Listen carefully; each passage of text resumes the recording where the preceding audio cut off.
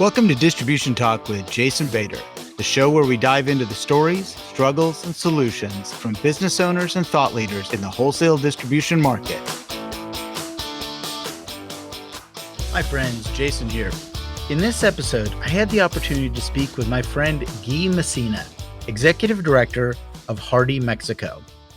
About 5 years ago, HARDI, the premier HVACR distribution association in North America, decided to expand their membership by creating a division serving Mexico.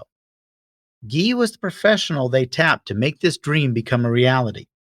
As you will hear in our conversation, Guy's energy and critical thinking have driven this organization way beyond expectations. When you meet him in the hall, you just can't help but catch a little of that enthusiasm. Because of this early success, he's expanding their footprint to Central America, South America, and even Europe. I always enjoy my conversations with Guy, and I hope you do too. This episode was brought to you by my friends at Profit2. Clients have shared that the big thing that sets Profit2 apart is their approach. From the moment you meet the team at Profit2, you get a sense that they know their business and how to help you make improvements safely.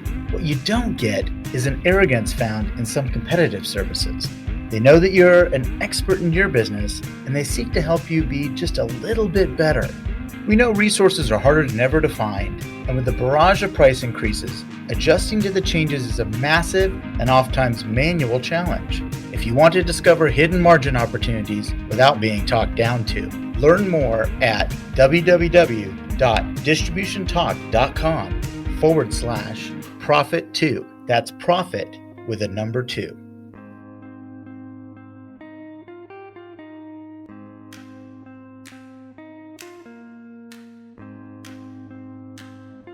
So welcome, Guy. Thank you for taking the time to come on Distribution Talk. Always great to see your face, my friend. Same here, Jason. I'm very, very happy to be here with you. Always nice to share ideas. Perfect. Well, you've listened to the show several times, and so you know I like to jump in and really talk about the guest's background. So if you wouldn't mind, share with me how you got involved with consulting and then ultimately in the association world. Beautiful. So actually, I was a manager for different companies.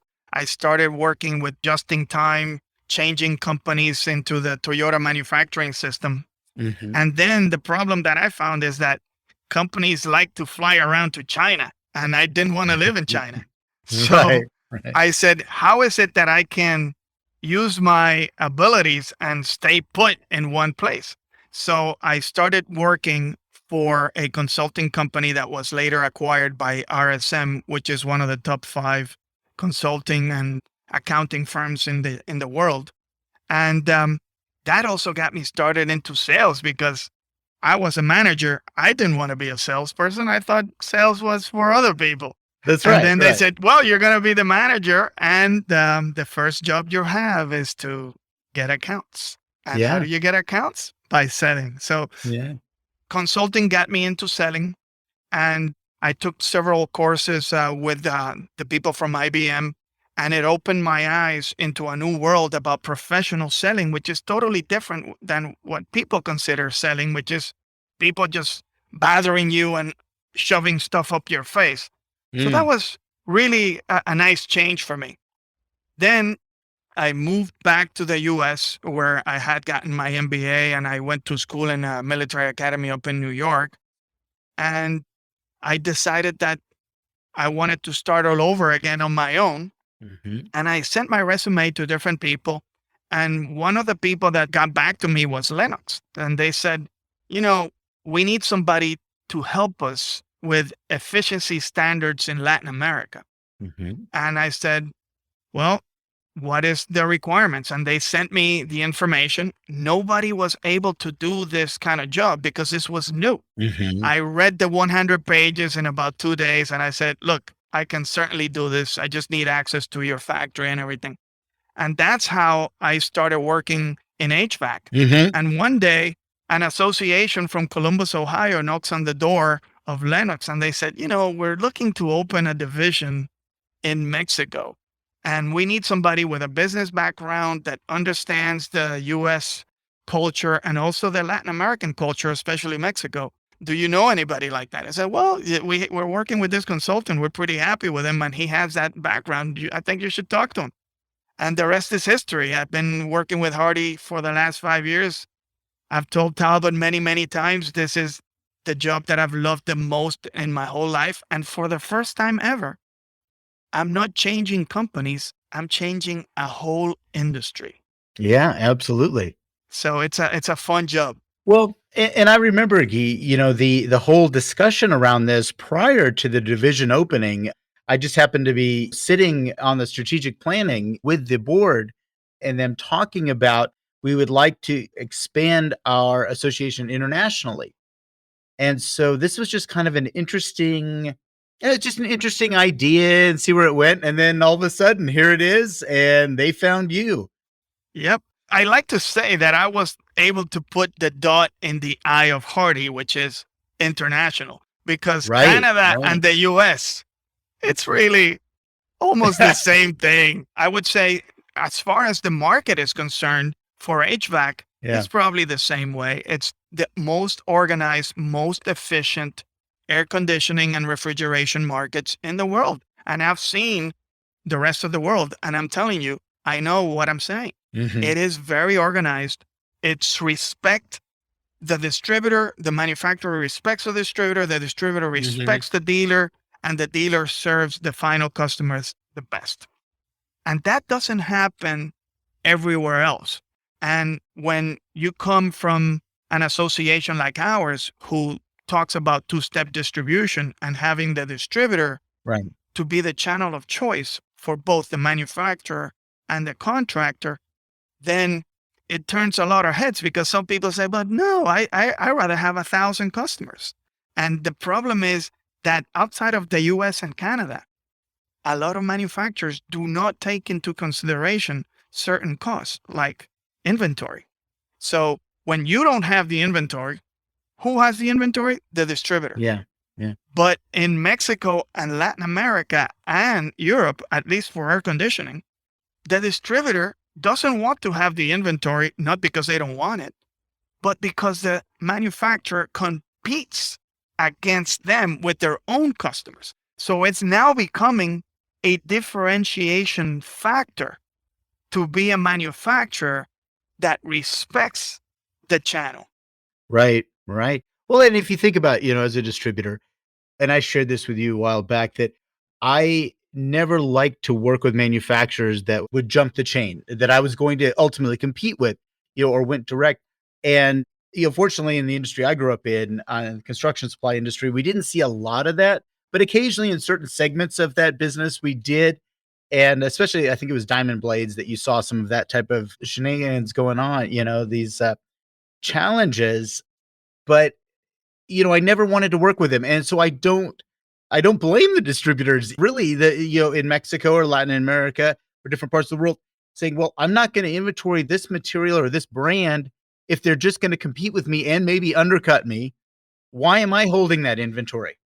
But not only that, it's also the hidden cost, because when you have 5 customers, you don't have the same amount of employees that when you have 150 customers. Right. So when you're a manufacturer and you're selling to a bunch of guys that don't have any inventory because they're dealers, they're actually contractors, so they don't need inventory. Right. So you are going to have the inventory. That's one cost. And second, you're going to have a tremendous sales force on the field knocking on doors, trying to get these guys to put your system in their next project, instead of just having 5 distributors and have those distributors have the sales force and have those distributors also have the inventory. So now those are 2 costs that unfortunately manufacturers outside the US and Canada do not take into account. And it's a true cost. Yeah, it's really, and when you shared this with me, I think it was really fascinating. The first thing I think about is just the slowdown of logistics. Of course. Yeah. Looking at construction in general, and then looking at that HVAC market, it's predicated on speed. These guys need stuff, it's not like they know exactly what they need at any given moment. And if you have to wait now to be supplied by a manufacturer versus a localized distributor, That's just got to kill you from a productivity standpoint. Absolutely. But then think about it from industrial engineering point of view. I know of a manufacturer in Mexico that makes air moving equipment. Mm-hmm. And they love the fact that they have over 1,500 customers. What happens? They're never able to deliver on time. Why? Because you have too many changes. So you have one guy that wants one product, and then another guy that wants two products, and then another guy that wants another product. And then you have to wait till you get 30 people asking for more or less the same thing in order to put it into production. When you have a distributor, you solve all of that because a distributor is going to put into inventory what he knows that the market is going to need. And then they may have something custom made once in a while, but that's going to be 20% of the time. Right. So obviously there's no speed because of that. Right. No, absolutely. And so interesting. No, it's, and you've had a lot of experience in the US. So you've seen a very efficient supply chain and the way it works. So first of all, you started the division here, the HARDI Mexico division, and it started to grow organically. First of all, what was the pitch to the first few guys, first few distributors? How did you get the first few? Okay, so the first thing is that HARDI already had 3 Mexican distributors in HARDI USA.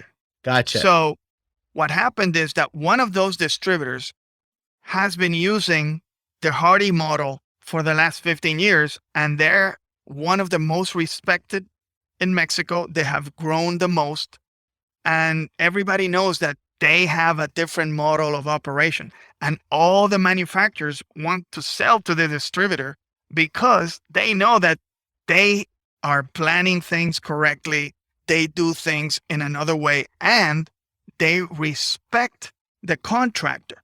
They're never going to sell anything to the final customer. Mm-hmm. And that was unheard of in Mexico at the time. And a lot of people said, oh, these guys are going to go out of business because they're not into the local culture. And here they are opening new stores almost every year. So now they decided, besides being successful, we also want to pass a legacy. We want the Mexican market to change. So one of their friends in the US, Tom Roberts, was the CEO. I know. And sure. Tadeo Peralta, who was with HARDI for 15 years already, he's been with us. He said, I need your help, Tom. We need to change the Mexican market because this is a mess. Mm-hmm. Everybody's selling to everybody. Nobody respects the contractor. Nobody respects the final customer, and everything is price. And everything, if you think that the customer is getting the best price possible is the final solution, is not true, because a lot of the time they're getting the lowest price on something that doesn't work. Right. So everybody's hurting in the channel. And that started the whole chain. Then Tom Roberts said, look, guys, we need to open a division in Mexico. We need to straighten the market. Right. And now we're having a conference in Guadalajara on the 19th of September. And one of the things that we're going to talk about is what has happened in the last 5 years with an open round table of different manufacturers from different fields, from gas manufacturers, AC manufacturers, even distributors, talking about how doing the two-step distribution model has helped them increase their sales, increase their margins, have better customer service, and everybody's happy. So we want other people to hear that so they can also copy those good practices that others have done in Mexico. So now we're not talking about something imported from Mars. Right. This is something that somebody is doing right here in your homeland. Right, right. And speaking of Mars or visiting other worlds, you all do, I don't want to call them field trips, but you do visits with HARDI Mexico distributors or members. They come and visit U.S. distribution companies occasionally. Absolutely. So you're talking about that first pitch, right? Yeah. So we had some guys at the beginning. Then some other people were interested because they knew that TNP was one of the best distributors in Mexico, and among others that wanted to join. But then we started to add other things. And one of those is a distributor visit to the United States that we always have sometime in April after Holy Week. So what happens is, no matter what I tell you, if you've been successful for 30 years, you're going to say, why do I need these guys? Why do I need to copy best practices that may not work here? So it's not the same as to take you to the Ware Group, to take you to G.A. Larson, to take you to Munch Supply. And then you start seeing that they do things totally different than you did it. And then the icing on the cake is that, oh yeah, we did it like you're doing it now 20 years ago. And we had this, and this problem. And now this is why we do it this way today, and it works a lot better. So now it's not HARDI Mexico or HARDI USA or Guitze Messina talking or Jason, right?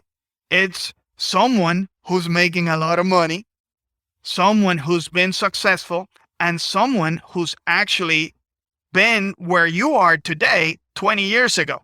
So now you can relate to that story. And that has made it a lot easier for us to convince people to copy best practices, because it also reduces your risk. As a consultant, we had to come up with ideas to help companies all of the time. It's a lot easier to copy what somebody has been working on and polish the idea. And then you save 5 years of growth problems through the whole change. And now just copy paste. And when you have an issue, and I'm going to mention one specific idea. One of the distributors went to Mingledorff's in Atlanta. And they said, oh my God, look at this training facility that these guys have. It's amazing. I need to do the same for my customers. So they copy and they do some kind of a training facility over there in Central America, because this was not from Mexico. And they found that nobody came. And I said, okay, so what's going on? Why is nobody, are you giving it for free? Are you giving free training? I said, yeah. So everybody registers, but nobody shows up. Yeah, there you go. So I put them in touch with another distributor from Mexico who charges for the Mexican market $150 for a technical training. It's a lot. But now it takes the whole day. They get to play with the actual equipment, and it's not just theory, and it's open branded. So even if you are a contractor from another brand, we welcome you in. And that had made the whole difference. So even if you copy a practice from somebody in the US, there are certain things that you need to adjust. And by communicating with the people from Mingledorff's and the other distributor in Mexico, these guys from Central America were able to adjust their model and help their final contractors. That's a great story, because I've always believed that giving away free training or free, these free seminars or webinars and things like that, which I hate to say it, associations love to give, when you make it free, nobody has any skin in the game. Right. And then, you may have 300 people register, but 15 show up. Right. You don't win out of that. And so, I know I'm a big believer that there has to be some skin in the game. And I'm glad that distributor found that out. Yes. Plus, the fact is that the quality of the whole training is a lot better. So it's not like a 1 hour thing showing you my equipment. I'm showing you a whole day thing so you can do different types of testing in any type of equipment. Because in the end, we need better contractors in Latin America. That's one big issue for manufacturers, warranties, because the plumbers start making installations for AC, and that's going to cause a whole bunch of problems in the whole chain, especially for manufacturers and distributors that have to honor a guarantee. So it's in our best interest to make sure that everybody is well trained and is professional. Absolutely. And, as you said, by the way, how many members do you have now? We have 70 members. Oh, excellent. That's fantastic. That's beautiful. From all over Latin America, not just Mexico. It is. Right. So really, you see the expansion of your division really into Central America. And South America as well. And South America eventually as well. But then I think you shared with me that Europe's kind of getting pulled into this mix as well. Yeah. So this is what's happening. First, manufacturers have seen that those distributors that have copied best practices, they have grown more than those distributors that have not. So what they've done is they said, look, Guy, we're going to pay for a 1-year membership of HARDI, and we're going to put in our best 30 distributors from all over Latin America. So that brought in Central and South America into HARDI Mexico. Gotcha. And next year, when they decide if they want to stay as members, then we'll probably have to create a HARDI Latin American division, because we're always going to have a HARDI Mexico division. So that's one thing. Then Europe, what has happened is there are certain manufacturers, one from gas and the other one for controls, that do sell in Latin America. And they find that they have the same mentality that HARDI does on respecting the channel. And they want to be known because they know that now it's a differentiating factor that, hey, we respect the channel. So if you work with me, you're never going to see me selling to your client, and you're never going to see me selling to the final customer. So they even brought me to Spain to see how they work with distributors over there. And I was able to share some KPIs with those distributors. And they really loved the fact that we had some KPIs that helped them with their phone sales, for example. I said, how many customers is each of your salespeople working with? Oh, 500. I said, no, there's no way you can work with 500. You need to reduce that. Right. And at the beginning, for a salesperson, that doesn't make sense, because salespeople think, and manufacturers, believe me, they also think the same thing, that if they have 10,000 distributors, they're going to be better than if they have 5. And that's not reality. So first, you cannot serve with one salesperson 500 accounts. So you need to reduce that. And we gave them the number, which is 100. You need to keep it at 100. And 80 need to be customers from the last 12 months. And 20% could be customers that you had for some time and they haven't purchased again, and you want to revive that account, and you need that close relationship. So that KPI alone helped the distributor in Spain tremendously. But the manufacturer wanted me to see how we were working together. They were also able to share some sales per employee data that I was able to compare to the United States and Canada. And I was impressed by the fact that the number one distributor in Spain is very close to the numbers of sales per employee to the US. They're a little bit below, but at the same time, they have a lot more to improve on their sales. So it's an amazing feat. They have 54 stores in a country that is a lot smaller than Mexico. So they're able to distribute a lot of product.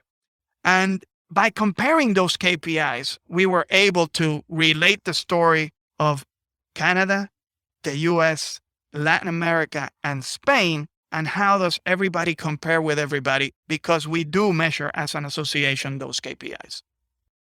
Well, and I think, once you start bringing in these different parts of the world, you start to create, and arrogantly, the US and Canada think that they got it all figured out and they're the very best. And to the point you shared is that they do have a very good two-step distribution chain, but there are things that occur in Latin America, Mexico, and Europe that the US and Canada could learn from. Absolutely. And I think that that's a really important synergy that you all are creating now by expanding your horizons beyond just that North American market. Absolutely. And one of those things is precisely phone sales. Yeah. We have been working with a consultant in the US who has a couple of HARDI distributors in the US who have increased their sales between 300 and 400% by using proactive phone calls. Yeah. Instead of waiting for the phone to ring and answering, which the US and Canada, they do brilliantly. They even measure how long it takes for somebody to answer the phone.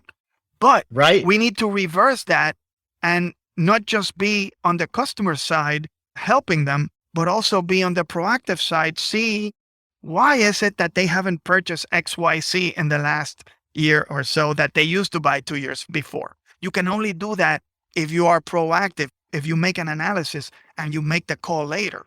And that is one thing that we're pushing hard in Latin America in order to bring the Latinos back into the world with the Americans and the Canadians, because I think that this is a trend that is catching up really quickly in the US, and we need to make sure that the guys in Latin America catch on to it and do it well in order for them to grow tremendously, as I think they can. Well, and I think really both markets, but you shared a lot about the Latin American market, that the mentality of quoting is selling. Yes. This was something that was really, it's been difficult to overcome. It's something that part of your mission is to overcome that mentality. Absolutely. Well, what I try to illustrate is that we need to move from a model of price to value. The price model is everything is urgent, and the value model is everything is important.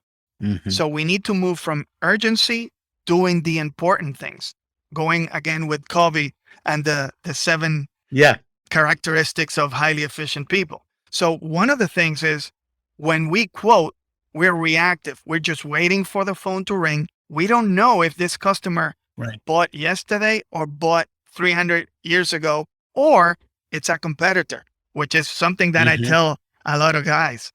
You're quoting your price to your competitor. Now they know how much you're selling it for, and they undercut you. So let's change that model to work with certain amount of customers.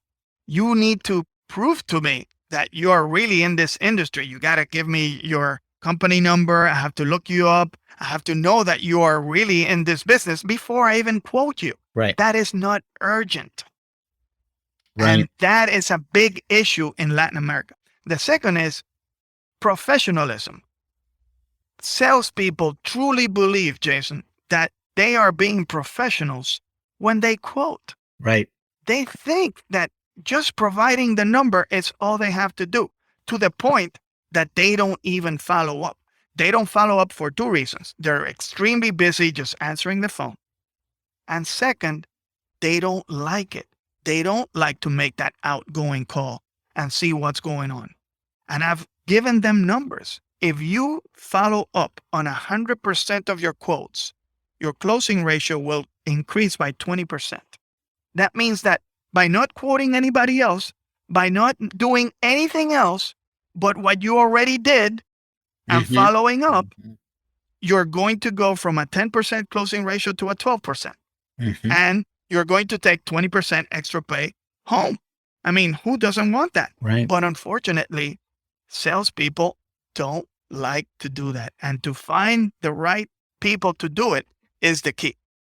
Well, absolutely. And I'm a fan of inside sales as well. You and I've talked about this before.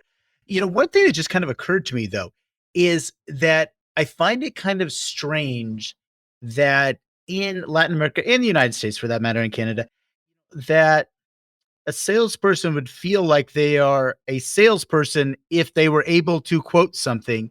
Whereas if they were able to do all of the things you just suggested, which we would consider more professional sales, that they would be able to build relationships. And I think that building relationships I think it's more ingrained in the Latin American culture, and correct me if I'm wrong here, than even US and Canada, but it should almost be a natural instinct to build a relationship and then do business together. Am I wrong on this? No, you're not wrong. You're not wrong.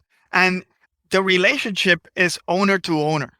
Okay. The owners take each other to lunch. They go out hunting and stuff like that.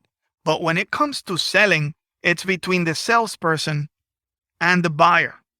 The buyer is being measured purely on price, and the seller is being measured purely on sales, not even on gross margin. In Latin America, the owners don't want to reveal the gross margin to the salespeople. Can you believe that? When we visit any distributor in the US, everybody knows what's the gross margin on XYZ product and and depending on the gross margin of one product, the commission is going to be higher or lower. And what we found is that the average commission is about 10% of the gross margin of the average of all the products that salesperson sells. Then what happens in Latin America, they give you a 1% commission on sales. Yes. Yeah. And what happens is that salesperson becomes a beggar of discounts. Right. Because what happens, let's take a very simple example. 10% is your gross margin, okay? So if I get a 3% discount for a customer to make the sale, and I go to my manager, please, he really wants to buy it. He wants a 3% discount. Okay, and I get it. My commission goes down by 3%. I don't mind. The customer only sees a 3% reduction in price, but the company just suffered 30% reduction in gross margin. In their margin, absolutely. Yeah. Most likely they're going to lose money on this product. That's right. But you created a beggar of discounts by doing that for the salesperson, because that is what he's going to be pressuring the manager. And that's what everybody tells me. How do you know? Have you ever been to my country? It's the same everywhere, that the system is going to push you to that. You need to change the system. You need to pay people using gross margins. Right. And that is one cause. The second cause is, like I said before, professionalism. There is no training for salespeople, or the salespeople believe they don't need any more training. They probably took some 10 years ago, and now they think that they don't need any more, especially the guys that come from AC and HVACR. They think that they know everything. And I've been selling for 20 years. You can't show me anything new. And then we take them to Chicago, for example, and we show them that the top distributors, they have a model where their contractors have to pay in order to be a contractor for that distributor. And they said, what? They have to pay $5,000 to be a silver dealer? Right. $10,000 to be a gold dealer? $15,000 to be a platinum dealer? That doesn't make sense. You're paying money before you even buy anything? Yes, but because you're getting value for that. What is it that contractors don't do well? First, they don't do well selling. They do believe that price is everything. Right. The second thing that they don't do well is marketing. Right. So if we can help them sell, if we can help them market, if we can help them manage their business, I have a ton of distributors in the US and Canada tell me that they have put their dealers into some kind of a software, and I don't want to publicize any brand, but some kind of a software that helps them do their accounting and manage their services, and the dealer improves immediately, especially paying faster. Right. But the problem is there is no such thing in Latin America. There is no one software for any contractor that is in Spanish.